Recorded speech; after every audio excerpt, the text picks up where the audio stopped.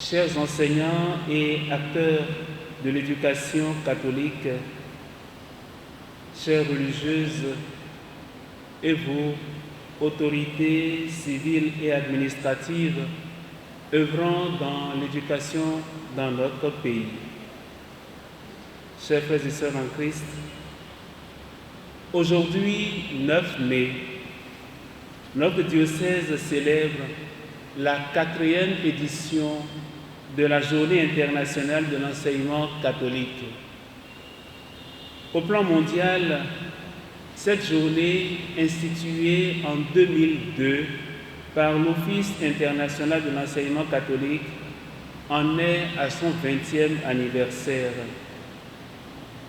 Dans la mouvance de la célébration de cet anniversaire, et selon le programme diocésain de l'enseignement catholique, nous avons la joie d'accueillir un événement mondial encouragé par la pastorale du pape François. Je veux nommer les 7 engagements pour l'éducation dont nous avons été nourris pendant l'entretien de ce matin.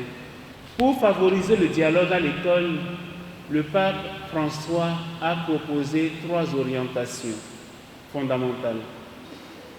La première orientation fondamentale, c'est le devoir d'identité, car on ne peut pas bâtir un vrai dialogue sur l'ambiguïté ou en sacrifiant le bien pour plaire à l'autre. La deuxième orientation fondamentale, c'est le courage de l'altérité, car celui qui est différent de moi, culturellement et religieusement, ne doit pas être vu et traité comme un ennemi, mais il doit être accueilli comme un compagnon de route, avec la ferme conviction que le bien de chacun réside dans le bien de tous. La troisième orientation fondamentale, c'est la sincérité des intentions, car le dialogue, en tant qu'expression authentique de l'humain, n'est pas une stratégie pour réaliser des objectifs secondaires, mais un chemin de vérité qui mérite d'être patiemment entrepris pour transformer la compétition en collaboration. Nous saluons les organisateurs de la présente journée riche d'enseignements et qui connaît son sommet dans cette Eucharistie avec le ressuscité qui est au centre de l'éducation catholique. Le Christ ressuscité, c'est lui qui nous a convoqués ici aujourd'hui. Et il est au centre des textes que la liturgie nous propose en ce lundi de la 4e semaine de Pâques.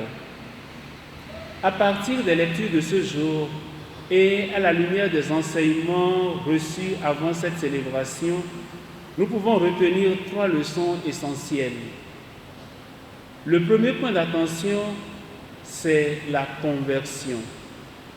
La conversion, c'est un chemin de partage et de fidélité au sacrement que nous avons reçu dans la foi. C'est par la grâce de Dieu que nous sommes devenus ce que nous sommes.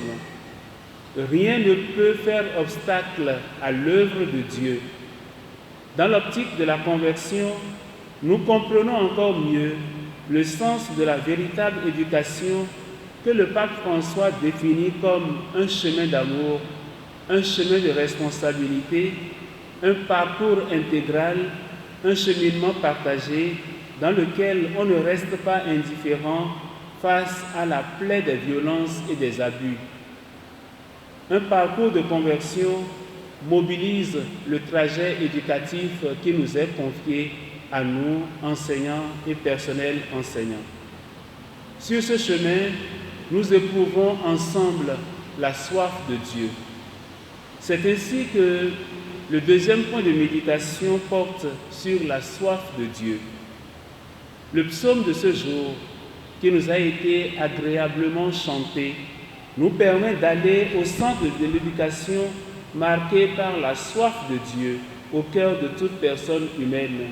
Saint Augustin nous apprend justement que notre cœur est sans repos tant qu'il ne demeure en Dieu. Tel est le point central de l'éducation. Découvrir accompagner la soif de Dieu dans chaque apprenant. Le premier des 7 engagements du pape François pour l'éducation montre justement ce qui est au centre de chaque processus éducatif, formel ou informel. La vraie éducation est toujours un acte d'espérance dans la quête de Dieu et dans l'amour du prochain. C'est ainsi que nous retenons comme 3e point d'attention l'amour. Sans amour, il n'y a pas d'éducation. Le parcours éducatif est un cheminement qui s'inaugure par la porte de la foi, de la réconciliation et de l'amour. Le cardinal Dantin, dont nous avons célébré hier le centenaire de la naissance, nous dit justement que sans l'amour apporté par le Christ sur cette terre pour l'humanité, rien ne trouve explication valable, ni dignité, ni rédemption. Dieu est amour, conclut-il.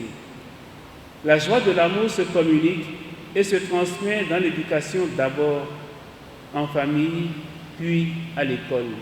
Chers éducateurs, chers enseignants, il dépend de votre témoignage que l'enseignement catholique soit en mesure de réaliser sa mission, son identité et ses objectifs pour l'Église, pour notre humanité et pour nos familles en particulier. Que la charité vous unisse entre vous, avec vos élèves, avec leurs parents.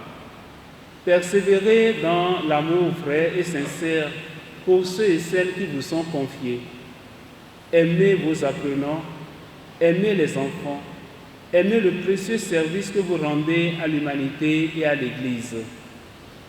Éduquer, c'est être pédagogue. Être pédagogue, c'est prendre la main pour amener le plus loin possible.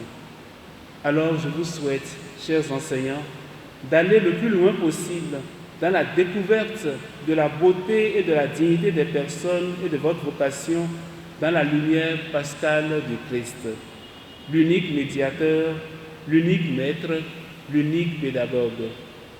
Que la lumière du Christ ressuscité guide vos pas d'éducateurs dans notre diocèse, dans vos familles et sur les chemins du monde, maintenant et pour les siècles des siècles.